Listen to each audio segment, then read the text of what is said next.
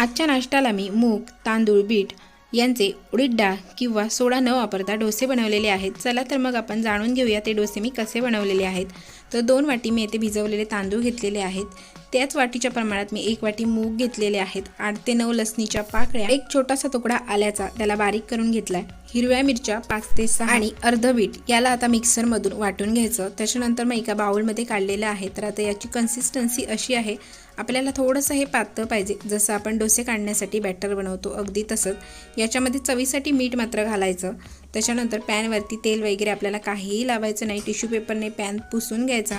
त्याच्यानंतर आपण याच्यावरती डोसे काढून घ्यायचे। बघू शकता किती मस्त असा डोसा दिसतो आहे आणि छान डोसा देखील येत आहे। त्यानंतर काही सेकंदानंतर आपण याच्यावरती ब्रशने थोडंसं तेल लावून घ्यायचं। आता बघू शकता डोसा आपला रेडी झालेला आहे। तुम्ही येथे तेलाचा वापर केला नाही तरी चालू शकतं। मी ऑलरेडी एक व्हिडिओ अपलोड केलेला आहे विदाऊट तेलाचे मुगाचे डोसे। तर कशी